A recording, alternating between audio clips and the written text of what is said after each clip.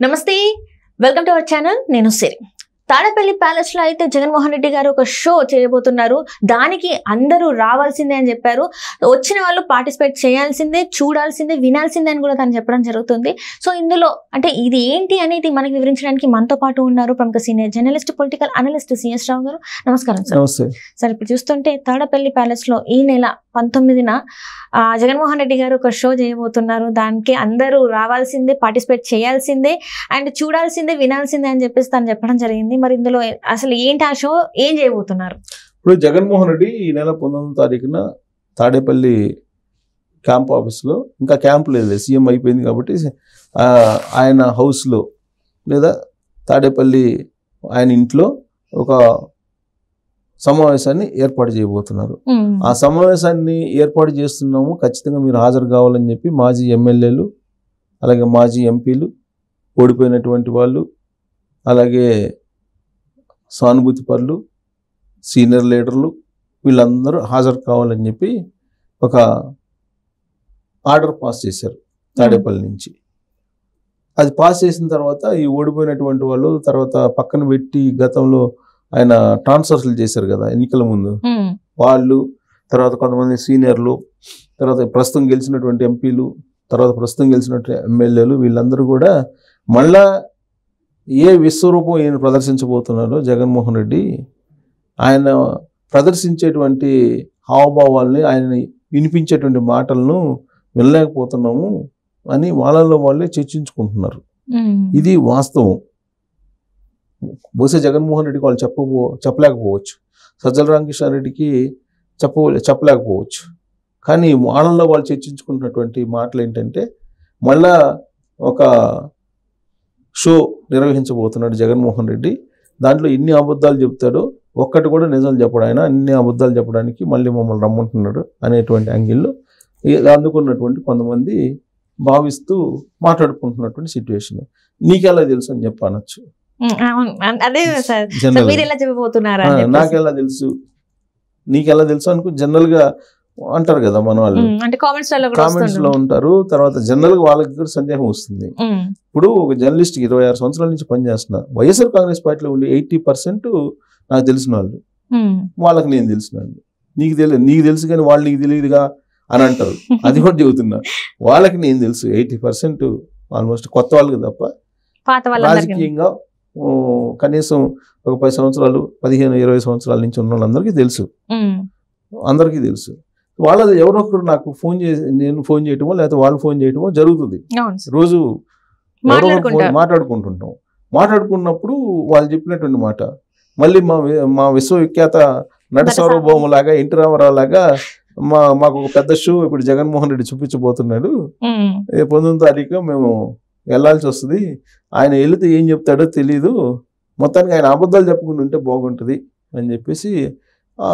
Just క్యాజువల్గా మాట్లాడుకుంటున్నాం ఓడిపోయిన కొన్ని రోజులు కామ్గా ఉండొచ్చు కదా ఈ పిలిచి ఎడావుడి చేసి ఆయన చెప్పేది ఆల్రెడీ మీడియాలో చెప్పేది మేము విన్నాము ఇదే చెప్తాడు కదా మళ్ళీ కొత్తది ఏం చెప్తాడు ఇప్పుడు గత వారం రోజుల నుంచి చెప్తున్నాడు కదా అదే చెప్తాడు ఇంకొత్తది ఏం చెప్తాడు మాకు మీరు వినాలి చూడాలి చేయాల్సిందే అని చెప్పి చెబుతాడు మాకు ఏం చెప్తాడు అని అంటే కన్ను మూసి కన్ను తెరిసే లోపల 2029 వస్తుంది నాకు వయసు ఇంకా ఉంది నా ఎనర్జీ ఉంది నేను అప్పుడు పాదయాత్ర చేశాను ఇప్పుడు కూడా మళ్ళీ నేను చేస్తాను ఇదే కదా చెప్పేది ఆయన ఆల్రెడీ చెప్పాడు కదా మీరు ఎక్కడికి వెళ్ళబాకండి నాతోటే ఉండండి అని చెప్తాడు ఇంతకు మించి ఆయన ఏం చెప్తాడు దానికి మళ్ళీ అందరిని పిలిచి ఒక మీటింగ్ వేసి అసలు ఆయన అసెంబ్లీకి వెళ్తాడా లేదా అనేది కూడా అర్థం కావట్లేదు మాకు 11 మందిలో నలుగురు ఆల్రెడీ ఇప్పుడు తెలుగుదేశం పార్టీ టచ్లో ఉన్నారు ఇద్దరేమో జనసేనతో టచ్లో ఉన్నారు మిగతా వాళ్ళు బీజేపీతో టచ్లో ఉన్నారు ఈ 11 మందిని కాపాడుకునేదానికను లోక్సభలో గెలిచిన నలుగురిని కాపాడుకునేదానికి రాజ్యసభలో ఉన్న 11 మందిని కాపాడుకోవడానికి చేస్తున్న ప్రయత్నం తప్ప ఇంకోటి లేదు ఆయనకు అసలు అనుమానం ఎక్కువ భయస్తుడు అనే యాంగిల్లో నాకు ఫోన్ నాకు ఆయన ఫోన్ చేస్తుంటే ఆయన నాకు ఫోన్ చేస్తుంటే ఆయన మాట్లాడిన సందర్భంగా ఆయన చెప్పినటువంటి మాటలు నాకు పరమ భయస్తుడు అతను తాడేపల్లి సంబంధించి హౌస్లో అంత పెద్ద ఎత్తున 30 అడుగుల ఎత్తున ఇనుపు కంచేసుకున్నాడంటే అతను ఎంత భయస్తుడు అనేది అందరికి అర్థం అవుతుంది ఇంకా ఆయన చెప్తుంటే ప్రజలు ఎందుకు వింటారు 2019లో ముందైతే ఆయన చెప్పింది విన్నారు, రాజశేఖర రెడ్డి మహానుభావుడు, అందుకని ఆయన చెప్పిన మాటలు చెబుతున్నాను నేను అంట్లా మహానుభావుడు అని. రాజశేఖర రెడ్డి మహానుభావుడు, ఆయన కొడుకు కాబట్టి ఏదో నమ్మారు, ఇప్పుడు మొత్తం మేడిపండులాగా మొత్తం మేడిపండు పోయి చూడ మేలిమై ఉండి పొట్ట విచ్చి చూడ పురుగులు ఉండి అన్నట్టుగా జగన్మోహన్ రెడ్డి మొత్తం అర్థమైపోయింది జగన్మోహన్ రెడ్డి ఏంటి అనేది ప్రజలకి. సో ఇప్పుడు ఆయన చెప్పినా వినేవాళ్ళు లేరు, ఆయన చూపిస్తానన్నా చూసేవాళ్ళు లేరు. కాబట్టి ఇవన్నీ ఆయన ఏదో మీటింగ్లు పెట్టుకుంటున్నాడు. ఆ 11 మంది గెలిచిన వాళ్ళు కూడా వచ్చే అవకాశం లేదు, ఆ పరువు కూడా తీసుకుంటాడు ఆయన. గెలిచిన వాళ్ళు ఆ 4 ఎంపీల్లో కూడా ఆ 4 వస్తారా లేకపోతే 2 వస్తారా అనేది కూడా తెలియట్లేదు. ఇక ఓడిపోయిన వాళ్ళు ఆల్రెడీ ఇప్పటికే బీజేపీలోకి, కాంగ్రెస్లోకి, తెలుగుదేశంలోకి, జనసేనలోకి వెళ్ళాలని ప్రయత్నం చేస్తున్నారు.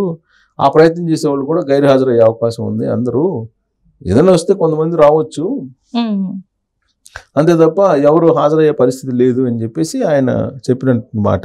సరే, ఆయన చెప్పిన దాంట్లో నిజం ఉందా లేదనేది 19వ తారీఖు తెలుస్తుందిగా. 19th సమావేశం పెడుతున్నాడు కదా జగన్మోహన్ రెడ్డి, ఆ రోజు తెలిసే అవకాశం ఉంది అందరూ వస్తారా రారా ఏంటి అనేది. అయితే ఇక్కడ ఏంటంటే ఆయన చెప్పిన దాంట్లో నాకు ఒక పాయింట్ అర్థమైంది. సో ఆయన ఏంటంటే మేడిపండుతో పోల్చాడు జగన్మోహన్ రెడ్డి. మేడిపండు చూడ మేడిపండు, పొట్ట విప్పు చూడ పొడుగులు అన్నట్టు జగన్మోహన్ రెడ్డి సంబంధించి అవలక్షణాలన్నీ కూడా తెలిసిపోయినాయి ప్రజలకి. అతను అబద్ధాలు చెప్తాడనేది తెలిసిపోయింది ప్రజలకి. సో ఇప్పుడు ఆయన ఏం చెప్పినా కానీ వినే పరిస్థితి లేదు. విశ్వసనీయత, విలువలు అంటాడు, మాట తప్పని మడబని తిప్పని అంటాడు. మొత్తం ఆయన అబద్ధాలే కదా చెప్పింది ప్రజలకి. 2019 నుంచి 2024 మధ్యలో ఆయన ఏది చెప్పింది చేయలేదు, నవరత్నాలు తప్ప అనేది ఆయన చెప్పినటువంటి వర్షను. తర్వాత రిషికొండ ప్యాలెస్ ఆ నిర్మాణాలు ఏందండి, అలా కట్టుకున్నారు, ప్రజలందరూ చూశారు కదా. ఇంకా కూడా ఆయన నేను తప్పు చేయలేదనే ఫీలింగ్లో ఆయన ఉంటే ఇక ఆయనకి మేమేం చెప్తాము అని ఆయన గోడు వెళ్ళబోసుకున్నాడు. ఇప్పుడు మీరు అన్నట్టు ఈ రిషికొండది అయితే చర్చనీయాంశం అయిపోయింది సార్. అంటే ఎక్కడ చూసినా అన్ని కోట్లతో కట్టింది, అసలు అది తన సొంతంగా కట్టుకున్నారా లేకపోతే ప్రభుత్వానికి ఉపయోగపడేలా కట్టుకున్నారా? ఒకవేళ ప్రభుత్వానికి ఉపయోగపడేలా కట్టుకుంటే అంత ఖర్చుతో కట్టాల్సిన అవసరం ఏంది? అసలు ఏంటి ఆ బిల్డింగ్ కట్టడానికి గల కారణాలు ఏంటి? దాని వెనకాల అసలు ఎవరున్నారు అని చెప్పేసి ఎంత అబద్ధాలు చెప్తున్నారంటానికి ఇది కూడా ఒక నిదర్శనం. గుడివాడ అమర్నాథ్ ఏం చెప్పాడు, అది మేము ప్రెసిడెన్షియల్ షూట్ లాగానో, రాష్ట్రపతి వచ్చినప్పుడు లేకపోతే ఎవరైనా హైయర్ వచ్చినప్పుడు, హైయర్ స్టేటస్ పీపుల్ వచ్చినప్పుడు ఉండటానికి మేము కట్టామని చెప్పన్నాడు. ఆ తర్వాత మేము కట్టిన తర్వాత కమిటీ చేశారు, కమిటీ సీఎం ఉండటానికి అనుకూలమైన ప్రాంతం అని చెప్పారు, అందుకని మళ్ళీ ఇంటీరియర్స్ చేసామని చెప్పి అంటున్నారు. ఎంత దారుణమైన అబద్ధాలు చెప్పారంటే వాళ్ళు. ఫస్ట్ అసలు అది ఏం చెప్పారంటే టూరిజం కోసం కడుతున్నాము అని చెప్పారు, టూరిస్టుల కోసం 7 స్టార్ హోటల్ కడుతున్నాం అని చెప్పారు.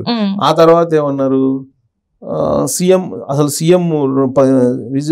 విశాఖపట్నం వస్తున్నారు, అది సీఎం క్యాంప్ ఆఫీస్ అని, సీఎం ఎక్కడుంటే అక్కడే కదా రాజధాని, సీఎం ఆఫీస్ అని చెప్పి విజయసాయి రెడ్డి చెప్పాడు, వైవి సుబ్బారెడ్డి చెప్పాడు, అందరు చెప్పారు. తర్వాత జగన్మోహన్ రెడ్డి కూడా చెప్పాడు కదా 2024లో నేను అధికారంలోకి వస్తున్నాను, నేను వైజాగ్ నుంచి పరిపాలిస్తానని చెప్పాడు కదా. ఆ భవనాలు రెడీ అవుతున్నాయి అని చెప్పారు కదా. ఏ అధికారిని అడిగినా కానీ వైజాగ్లో సీఎం కోసం కట్టారు, సీఎం నివాసం అని చెప్పి ఎవరైనా చెబుతారు. అది అంటే అప్పట్లో సీఎం, ఇప్పుడు కాదు, మాజీ సీఎం జగన్మోహన్ రెడ్డి కోసం కట్టారు, జగన్మోహన్ రెడ్డి ఉండటానికి అని చెప్పి ఏ అధికారిని అడిగినా, విశాఖపట్నం కార్పొరేషన్లో పనిచేసి ఏ చిన్న ఉద్యోగిని అడిగినా కానీ చెప్తారు.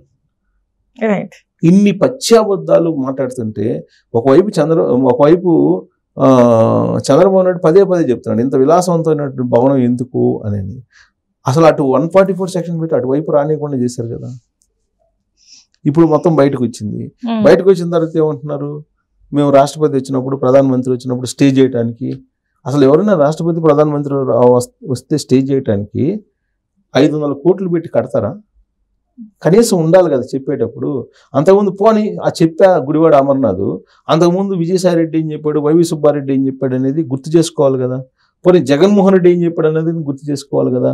లేదు, వాళ్ళు ఇచ్చినటువంటి జీవోలన్నా గుర్తు చేసుకోవాలి కదా. వాళ్ళు ఇచ్చిన జీవోలు ఉన్నాయి కదా, వాళ్ళు విశాఖ కార్పొరేషన్కి సంబంధించి కమిషనర్కి ఏం చెప్పారు, విశాఖ కార్పొరేషన్ అధికారులు ఏం చేశారు అనేది అందరికీ తెలుసు కదా, విశాఖ ప్రజలకి తెలుసు కదా. ఓడిపోయిన తర్వాత కూడా ఇంకా ప్రజల్ని మోసం చేయాలి, ఇంకా ప్రజలకు అబద్ధాలు చెప్పాలి అనుకుంటే అది మరి వాళ్ళకి ఎందుకు అలా అనిపిస్తుందో తెలియట్లేదు, కానీ అది వాళ్ళకే నష్టం. అది రైట్. ఇప్పుడు అది కట్టారు, అది 500 కోట్లు పెట్టి అధికారంలోకి వస్తామని అక్కడ ఏదో విశాఖ అదే సముద్ర తీరం దగ్గర మనం ఉండాలని చెప్పి అనుకున్నారు. సరే, ఆయన ఏదో సతీమణి ఏదో కోరింది, ఆయన ఆ కోరిక తీర్చడానికి జగన్మోహన్ రెడ్డి చేశారు అని చెప్తుంటారు. అది ఎంత నిజమో తెలియదు మనకి. అది కట్టడమే తప్పు. అసలు అది నీకు అధికారం ఇచ్చింది 5 సంవత్సరాలకి, మళ్ళీ 5 సంవత్సరాలు ఇచ్చినప్పుడు ఏదైనా కట్టుకున్న అర్థం ఉంది. అలా కాకుండా ప్రజాధనం కాబట్టి అసలు 2 విషయాలు నాకు ఆశ్చర్యం వేస్తుంది జగన్మోహన్ రెడ్డి విషయంలో. ఒకటేంటంటే 7-8 కిలోమీటర్లకి హెలికాప్టర్లు వాడటం, పరదాలు కట్టుకోవటం, తర్వాత చెట్లు కొట్టియటం ఆయన ఎక్కడికి పోతే అక్కడ. 2 ఏంటంటే పైన హెలికాప్టర్లు వెళ్ళేటప్పుడు కింద ట్రాఫిక్ జామ్ చేయటం, అదొకటి. రిషికొండకు వచ్చేటప్పటికేమో వాష్రూమ్స్ లో ఏసీ పెట్టిస్తాం. అది నాకు ఆశ్చర్యంగా ఉంది. ఇప్పుడు మనం వాష్రూమ్స్ లో ఏసీ ఎవడన్నా పెట్టిస్తాడా? అంటే దుబాయ్ లో ఉన్నట్టు ఫీల్ అయినట్టున్నారు సార్. అంటే దుబాయ్ లో అట్లాంటి ప్లేసెస్ లో ఏంటంటే ఎడారి ప్లేసెస్ లో అంటే మొత్తం సెంట్రల్ ఏసీస్ ఉంటాయి కదా, సో ఆ టైప్ లో సెంట్రల్ ఏసీ అయినా కానీ నీకు వాష్రూమ్ లో ఎందుకు పెట్టిస్తారు? ఇప్పుడు ఆయన ఉదయాన్నే వాష్రూమ్కి వెళ్ళాడు అనుకో, వాష్రూమ్కి వెళ్ళి ఆయన కాలకృత్యాలు తీసుకునేటప్పుడు ఆయన స్మెల్ ఆయనకే వస్తుంది కదా. ఇప్పుడు అక్కడ కూడా ఏసీ ఎందుకు పెట్టుకున్నాడు అనేది అర్థం. కొన్ని విచిత్రమైనటువంటి పరిణామాలు ఉంటాయి. అది ఎలా విశ్లేషించాలో నాకైతే అర్థం కావట్లేదు ఆయన యాటిట్యూడ్ని. సో కాబట్టి ఇప్పుడు జగన్మోహన్ రెడ్డి రేపు 19వ తారీఖు పెట్టేటువంటి మీటింగ్ లో ఏం చెప్తారనేది వాళ్ళకి అర్థం అవుతుంది ముందుగానే. అబద్ధాలు చెప్పకుండా ఉంటే చాలు. ఇప్పటికైనా అన్ని అబద్ధాలు చెప్తున్నాడు ఆయన. విశ్వసనీయత విలువలు అంటున్నాడు. ఆ విశ్వసనీయత విలువలు లేనటువంటి మనిషిగా మిగిలిపోయాడు అతను. విశ్వసనీయత విలువలు అంటే అసలు చెప్పింది చేయాలి కదా. చీనీ చాలా ఉన్నాయి కదా, ఆయన చేయలేదు అధికారంలో ఉన్నప్పుడు. విశ్వసనీయత విలువలు అంటాడు. అసలు రూల్ ఆఫ్ లా లేదు అని చెప్పి హైకోర్టు జడ్జి చెప్పిన తర్వాత ఇంకా అంతకన్నా అవమానం ఏముంటుంది జగన్మోహన్ రెడ్డి పరిపాలనకి. సో ఆయన అబద్ధాలు, తర్వాత లేనటువంటి నిజాయితీని ఉన్నట్టు చెప్పుకోవడం, ఇవన్నీ మానేస్తే పార్టీ బాగుపడుతుంది సార్. అది చేస్తాడని నేను అనుకోలేదు. మీటింగ్ అయిపోయిన తర్వాత నేను మళ్ళీ ఫోన్ చేస్తాను సార్ అని చెప్పాడు నాకు ఫోన్లో. Right sir, right. Thank you so much sir. Thank you.